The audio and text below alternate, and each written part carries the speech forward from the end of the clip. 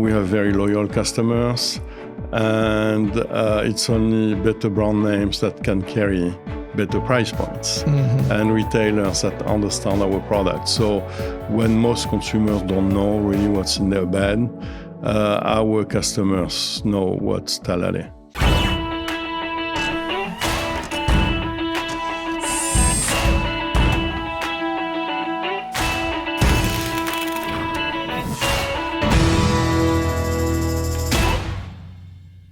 Just a quick reminder for you to like, subscribe, and rate this podcast so we can get your feedback and know how to make it better. Hey, it's Ari. Welcome to another episode of the Made in America podcast. Today, I'm with Marc Navarre, CEO of Talalay Global. Marc, thank you so much for coming on today. Thank you for having me. It's my pleasure, Marc. It's the Made in America podcast, so we start off with the same two questions. What do you make, and why do you make it? We make Talalay latex, which is a very elaborate foam made of raw material coming from the latex tree for the most part. And that goes into bedding products, whether it's a mattress, a pillow, or a topper. Got it. And why? Why do you guys do it? What's driving the why behind Talalay Global? Well, it's the best sleeping material that you can have because of the process itself, because of the ingredient we use. And what it does, it brings a lot of consistency across the board of every product. So if you have a king size mattress, you can have the same firmness everywhere. We have a great airflow also across every of our product. The air goes through very free, and it's also a very durable material. Well, those are really good reasons. I want to get into a little bit, Marc, the process, the story of the organization, kind of what you guys are up to. So we'll get to all that. But let's kind of start with a little bit on your background and how you got to Talalay. So where did you start, and where'd your journey in manufacturing start, and how'd you end up as the CEO of Talalay Global? Well, it goes back a long time ago, even when I was in college. I come from a region of France where food is very important. So I started to make my own certified, of course, little food that I would then sell to daily around my college in Paris. So made a little bit of money with that, came to the US to get an MBA, got a job here, and for the most part then stayed here in the US. And was the job, so sounds like you had a little bit of entrepreneurial spirit right in college. Did you start your own business after business school in the US, or did you go work for somebody else? No, actually I went to work for a very large corporation that was the General Electric / RCA corporation, and in the consumer electronics section. And one of the reasons they hired me is that they could not find entrepreneurs. And they had people with many more credentials than me to hire, but I had this side of being an entrepreneur. How did you, I think a lot of people think about entrepreneurial spirit and large corporations like RCA and General Electric as being the opposites, but it sounds like they were actually looking for that entrepreneurial spirit? Yes, they they had sections of entrepreneurs in their own company, and they had also such a strong management system that they would manage entrepreneurs at their best. Really? Yes. So when you were hired, what were you hired to do? Were you inventing something new, different go-to-market strategy? What was the? Well, it was consumer electronics, and my job was so-called product management. So it's everything that's not manufacturing, marketing, or sales, it's on your laps. So in essence, you have to work with every part of the company, work a lot with the engineers, work a lot with the manufacturing guys, sales guys. So that's define the product. At the end, you have to propose products that will meet the company's objectives in terms of financial and sales. So someone's saying, hey, Marc, we need to improve sales. We need to increase penetration. You got to go figure out, okay, what products are we going to make? Yes. Or how are we going to improve our existing products to make that happen? Yes. So we have this product that's working well. Everything was very planned and defined. But what's the next generation of the product? Or we need a product for Walmart. So yes, that's the way it would work. Yes. Sounds like a good setup for the future of your career. That sounds like a great place to start. It is a great place to start, and it's a company where you have a lot of, at that time you had a lot of coaching, you have mentors, and everything was very well defined. So you had a roadmap for what you had to do, and then a great culture for people. That's a time when we were traveling the world. In a position like mine, you would go in every country in the world, basically, because they had facilities there, either for sales or for manufacturing. So it's been an incredible training school. Yeah, I can't even imagine. So you did that in your like mid to late 20s? Yes, early 30s, yeah. I had to pinch myself how lucky I was, yeah. Yeah, that just sounds like a great sort of setup for what was to come. So, and how long have you been with Talalay? 5 years. 5 years. And what brought you there? Well, I knew the chairman very well. We had done business together, and they were looking for CEO. So she asked me if I could join, and the answer was yes. And here we are. So you had mentioned sort of describing what you guys do and why you do it. The name Talalay you sort of referenced as part of the process. So can you maybe like help sort of clarify for us what does Talalay mean and how does it impact the business? Well, Talalay is what we do. Only 2 factories in the world can make what we do. It's a very capital-intensive manufacturing, and the outcome is a fairly expensive product. Expensive and rightfully so because it's a far superior product.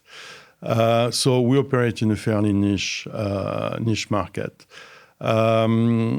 So why Talalay? Because some engineer one day discovered that it could make, I think the gentleman worked for a tire company, so knew a lot about rubber. Mm-hmm. And by making this process of trapping air into a compound and freezing it would make a product that would be different than the others.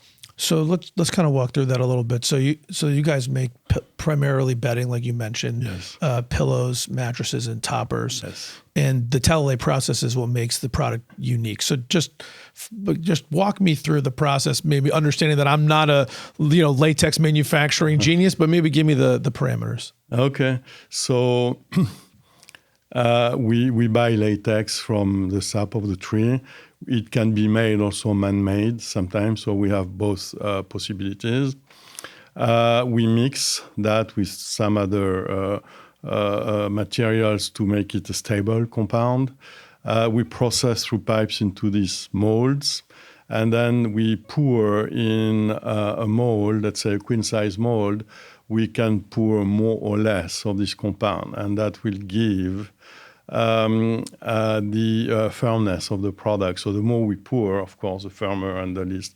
So that's unique. Normally people pour, the compound sits, and by law of gravity, the heavier goes to the lower, so you have difference of feeling for the product. But the way we do it, since as soon as we finish pouring, then we vacuum. So we expand the foam, and we freeze it. And that's one of the reasons the process also is expensive, because it takes a lot of time to do it. And then it takes the shape of the mold. So in the case of a queen-size mold, it's a mattress. Mm-hmm. But then we can layer it in 1 inch, 2 inch, 6 inch, whichever we decide. And then from there, which is more what other companies do in other fields, and we heat the product to stabilize and vulcanize, and then we wash it 5 times. We dry it, and then we so-called fabricate it to the size you want as a customer. So the idea here is the unique part of the process is you bring it in, add some air, and then freeze the whole thing in place. And you indicated before that means it's evenly firm everywhere, and is that different than most mattresses? It is different from any mattress. Any mattress. Any mattress. So actually, we don't fill up the mold completely. We fill it just to a certain level, more or less, and then we vacuum. Got it. And so that traps a lot of air inside the compound and creates the firmness that we decide to have. And the process itself is what makes it even, what makes the, when you do the vacuum, it makes the air sort of go evenly across the whole entire. From corner to corner.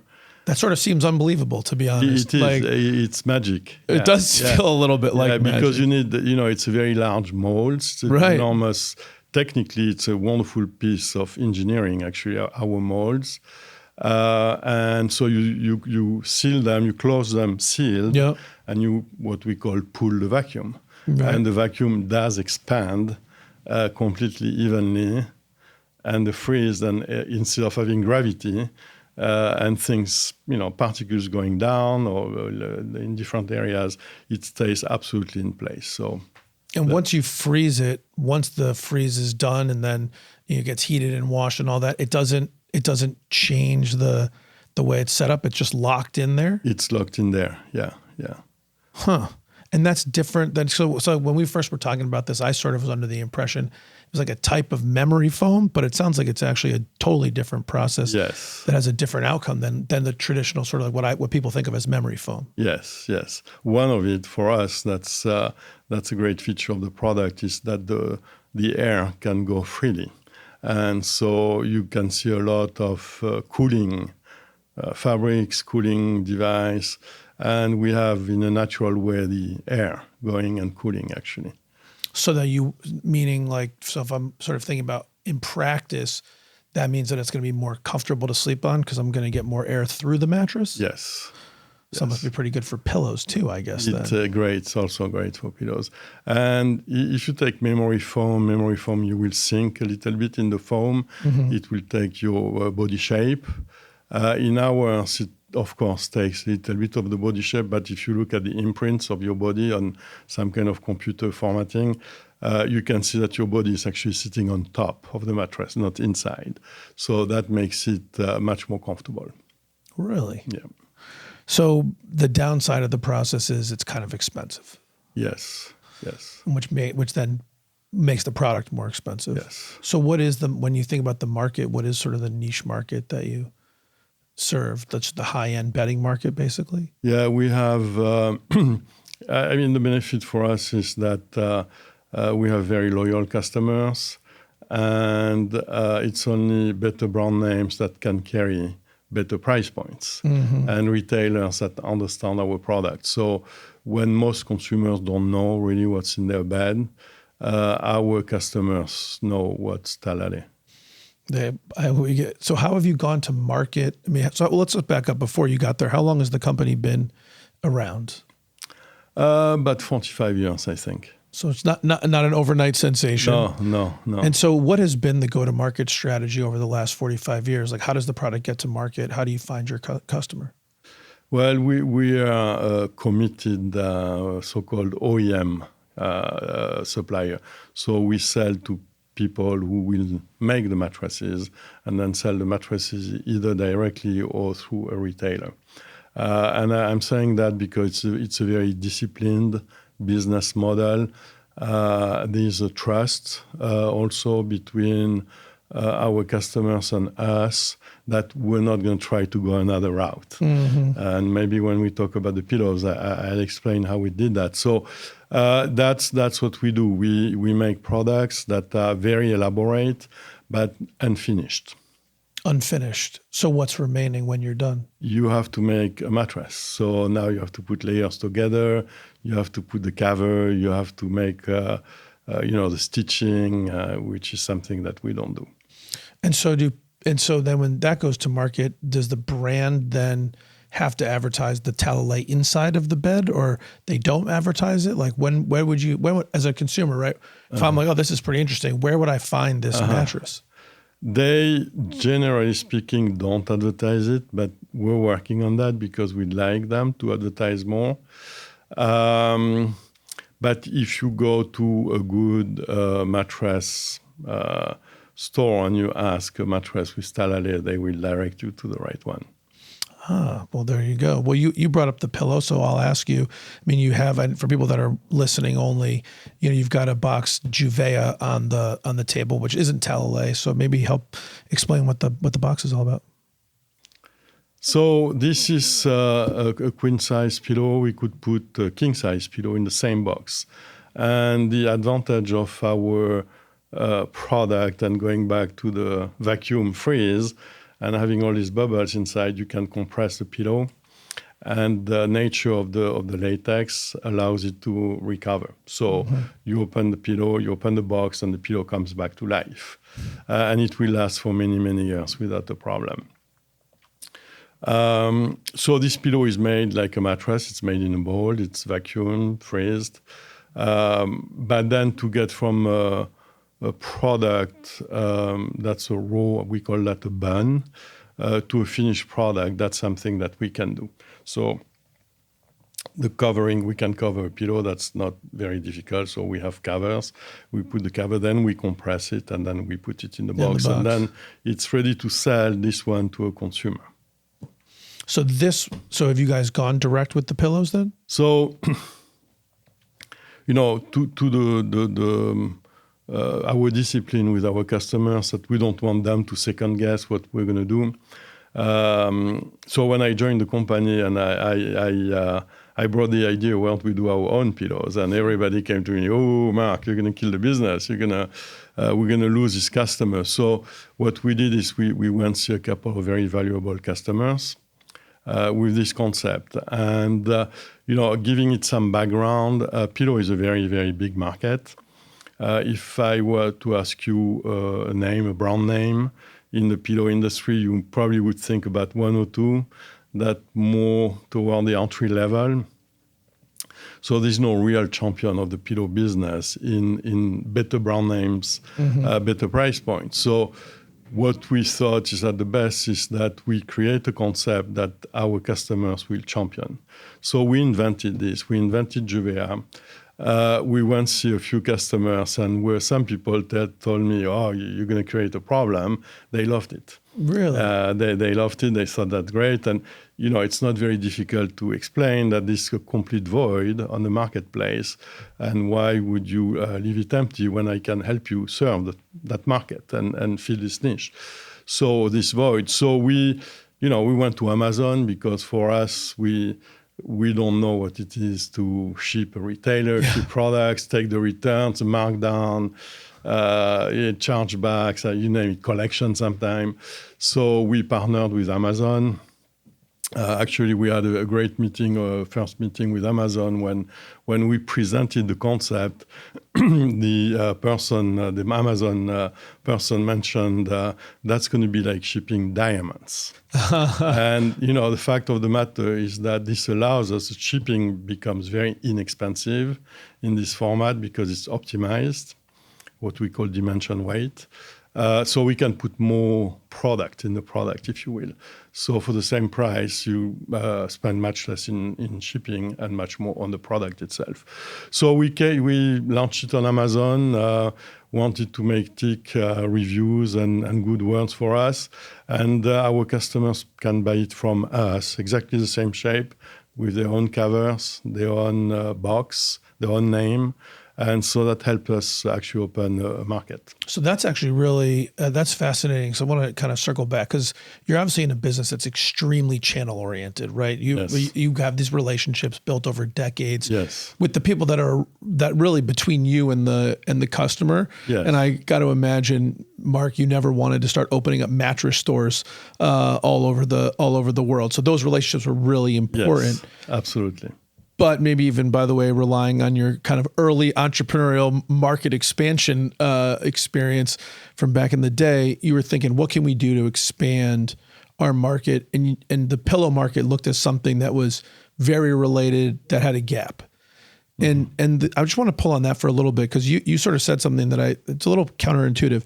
You said, hey, if I asked you the name of a brand pillow, and you made me think, and maybe I'm not a great person to ask because I'm desperately trying to think of a brand of a pillow. Only one's coming to mind, and I think it's actually a mattress brand, not a pillow brand. But you said that there's one or two that come to mind that are at the bottom end of the market.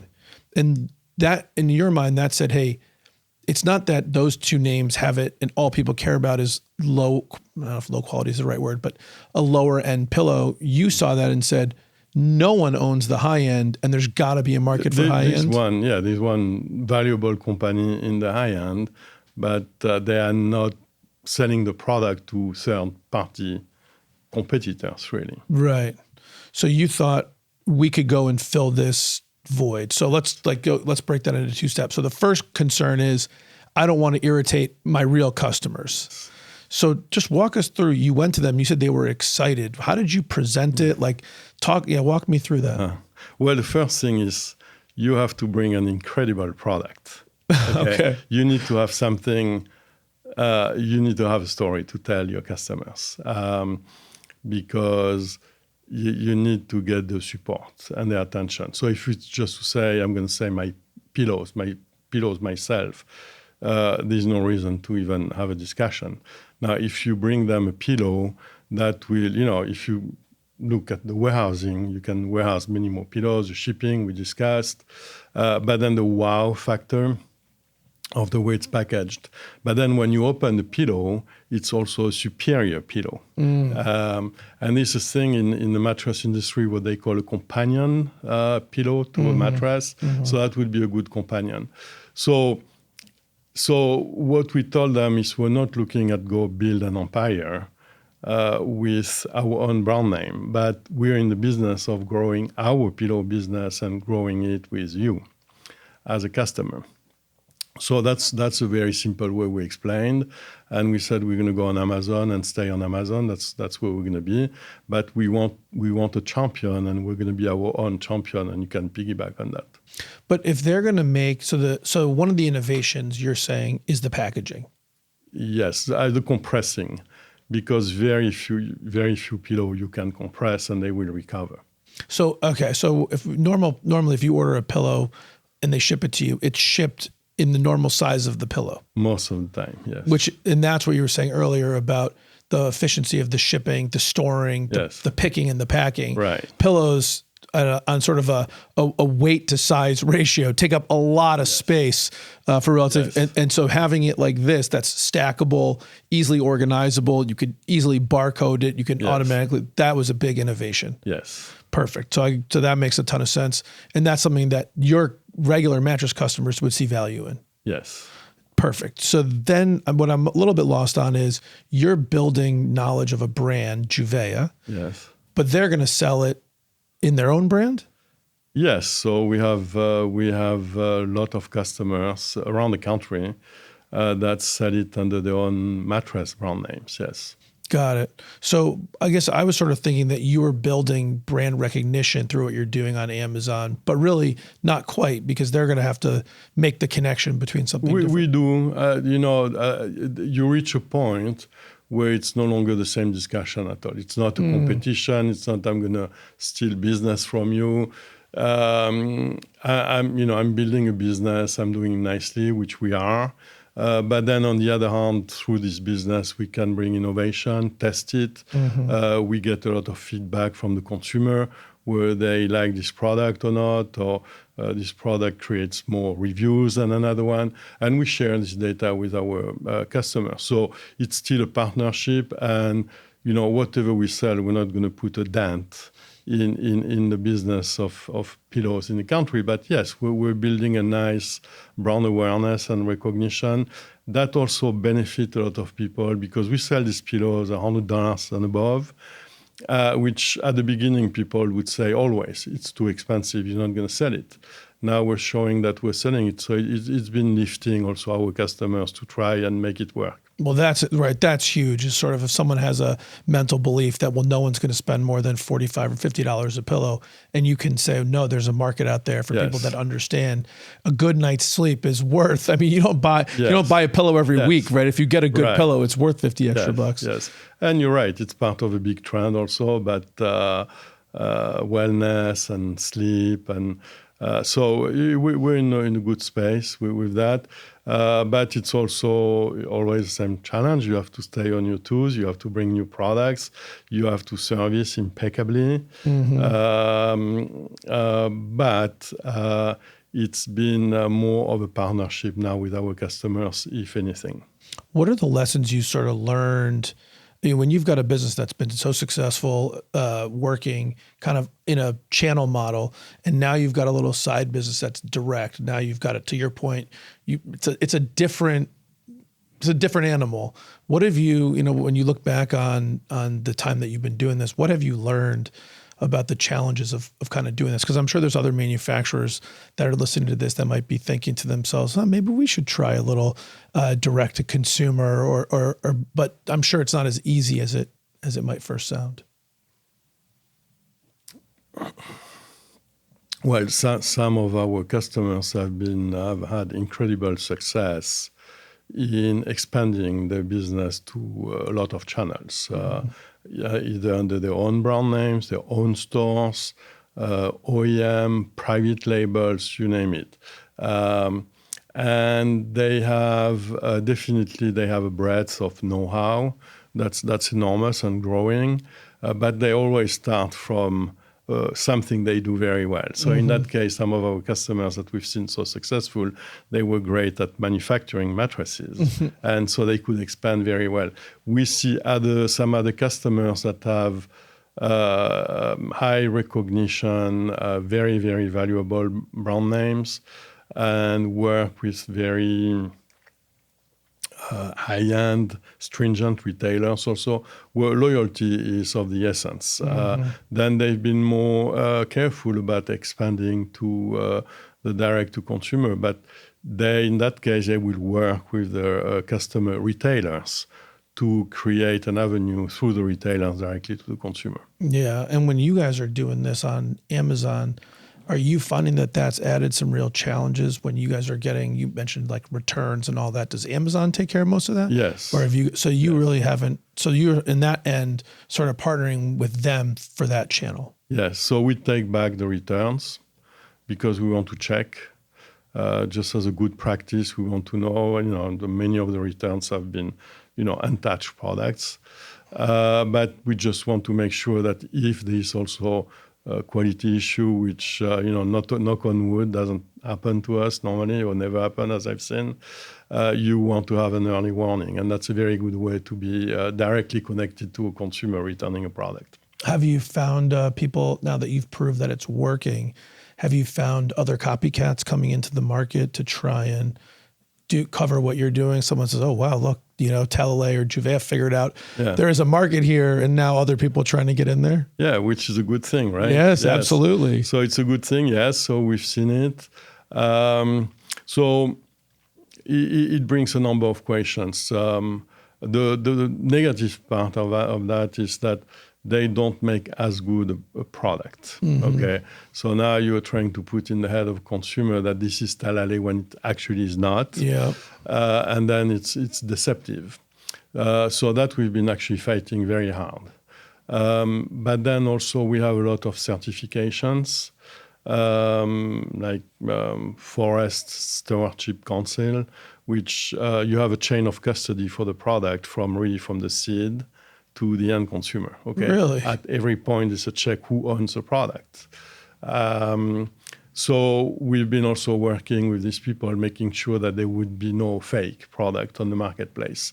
So it comes with the territory, but it's not been a big impediment for us. Not something to get worried about. Just keep doing what you're just doing watch it. And do what you got to do. That's great. So, I mean, I know you guys have like about 150 people here in Shelton doing a lot of that. But you guys also opened a facility in Arizona, I guess, not that long ago. Give me your thoughts around kind of advantages of having, facilities on two different sides of the country and kind of what you're servicing from each one. Okay. Well, what we do, as I said, is extremely capital intensive. But it's incredible skills, We have a science of making latex, but we also have the art, and so we have people that are just incredible. The humidity change, they will tweak the machine. It's to that level. It's to that level, and then latex come from a tree, and they are never exactly the same. Right. Even if it's the same, they're not the same. So, I was actually going to ask you that, but not to interrupt, but I guess I'm interrupting. You talk about sort of the consistency, right? It seems like it's hard to get consistency when you're getting something from a plant, which by nature is inconsistent. So that's the art. So it's both. It's because we're we have very big tanks, and we don't mix the latex coming from different places, so that we know exactly. And then we trial run everything before we put in mass production. So and then we have the perfect compound. So yes, that is something that is very, very difficult to replicate. So what we have in Arizona, it's more of a warehouse and light manufacturing. A lot of our customers are on the West Coast. Actually, Southern California is a huge market. So when you ship from Shelton, it takes 3, 4, 5 days to get there. And what we do is we push inventories for our customers in Arizona, and then we can deliver in 2 to 3 days. It's the prime generation, right? Everything needs to get delivered overnight. Yeah. So really helping to move that. It is. It is, but it also, it's a high service business. People tend to not carry inventory in the mattress industry because it's expensive and takes a lot of space. So the rotation has to be very high. So it's also a requirement for servicing our customers. That makes a lot of sense.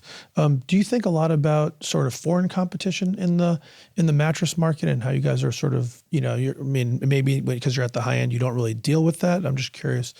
In sort of consumer products, right? You always think about sort of dealing with sort of foreign competition as a challenge. Do you guys see that as a challenge? And we've not been too exposed to that. To your point, our price points definitely allow U.S. manufacturing for sure, and then there has been a lot of attack actually in the low end, in the boxed mattresses. You can buy a mattress in a box for a very, very low price coming from, countries around the world. But for us, it's been, we haven't been too impacted by that. Our customers have, of course, and they had to defend themselves. But it did impact us at some point a few years ago, but not anymore.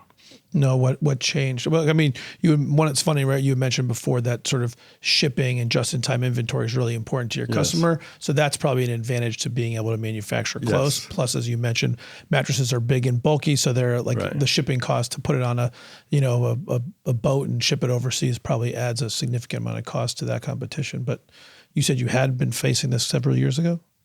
Well, at some point, the market, the mattress business has been under very severe attack by so-called bed-in-a-box. And they went from very little market share to probably about 25%.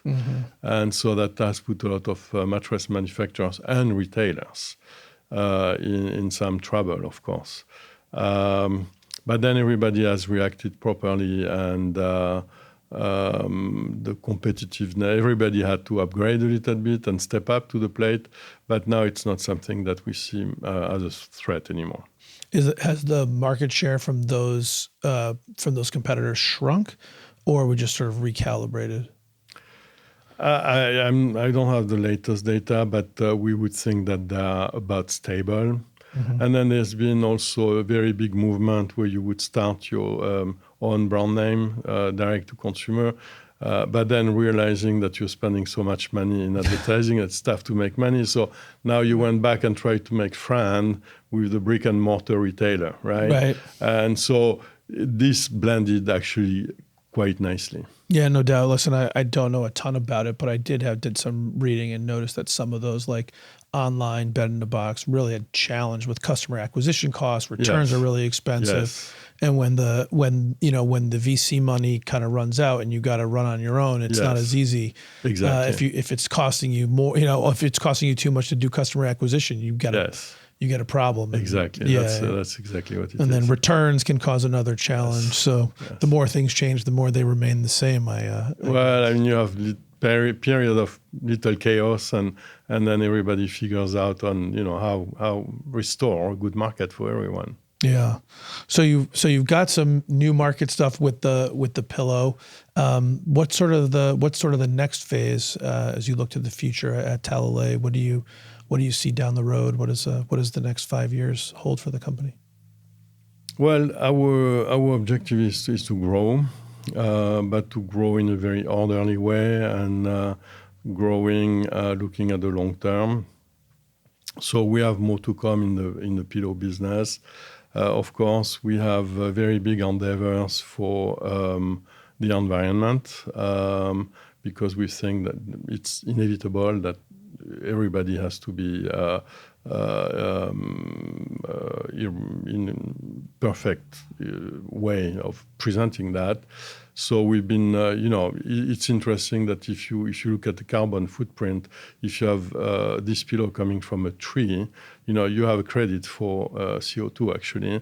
Of course, you offset it by other things. But so for us, the environment will be of the essence, and we're looking at constantly looking at ways to upgrade our factory. We recycle everything we do. So this is a direction that's not going to slow down at all. And then, of course, we have an aim to grow our place on the market. Mm-hmm. Yeah, well, is that new products or just really doubling down on existing products? It's new products, new process, and new customers. It's a great way to... Well, it sounds easy. It sounds easy, but we do that. We invest. We're a company that does invest in what we do. So it's not wishful thinking. So just a last question. I know we're out of time, but I want to go a little bit more questions here, which is when you think about expanding the market, are you relying really on your customers to educate the consumer, or do you guys see a vision of a future where you need to invest something to not only just find more customers, but to educate the end consumer on the value of a Talalay product? Well, it's both. The market is limited in a big way because of our own limitation in capacity. So as we increase our capacity, we are confident that also more customers, meaning more exposure to the marketplace. Mm-hmm. We think that the pillows is a great vehicle to bring the name to the consumer because here you know it right away. It can say any brand name, but it's Talalay. We have more and more of our great customers, good customers, very high brand awareness of these customers that are also branding Talalay inside. So it's not an overnight thing to happen, but you see it Intel inside or some other fabrics. I was just thinking Intel inside. So it's very much part of the partnership you can have with your customers. Our customers, they like to substitute material because they buy last minute, they want to buy cheap, so they don't want to be locked in, this is the material. But as we as a company are extremely consistent at delivering them, and we are competitive, then this problem goes away, and more we see these customers putting our name on their product. And the more and more consumers have a demand for it, the more they'll want to put it in there, right? Yes. And that's where Amazon comes in, because it did also champion not just a pillow, but the name Talalay. And get people in it. Well, it sounds really exciting, Marc. Sounds like a really great future. You guys are doing something really special, and we look forward to watching it. I'm going to flip us over to a rapid fire round of questions to wrap us up. You ready? Okay. All right. Being French, it's going to be an interesting one. I'll have to ask you, Red Sox or Yankees? I know the answer, but Yankees. Yeah, you know my answer, but your answer is Yankees. I have to say that our head of HR has season tickets for the Yankees, so I won't say anything bad about the Yankees. Fair enough. Starbucks or Dunkin'? Starbucks. iPhone or Android? iPhone. Sports car or SUV? SUV, but regular cars for me. Regular cars for you.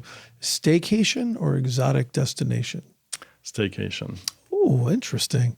If you had to do something, Marc, and it could be anything in the whole world, but it'd be something other than being CEO of a Talalay, what would you do with your time? Well, I'd like to teach history to underprivileged kids. Oh, that's interesting. I'll have to ask a follow-up. Why? What's the background on that? Well, because I think you can show them a path that would trigger their attention and interest. Amen to that, brother. Amen to that. Do you have a favorite business book? Well, I grew up with a generation when Jack Welch was on top of the world. So anything Jack Welch. Anything Jack Welch. What's something, Marc, that you learned early in your life or early in your career that you think's helped propel you to all the success you've had? Well, that goes back maybe to the GE people, which was speak lowly and carry a big stick. I like that. What's something that you've learned later in your life or later in your career that if you could go back and tell young Marc, and if he'd listened to you, it would have a real positive impact on his life?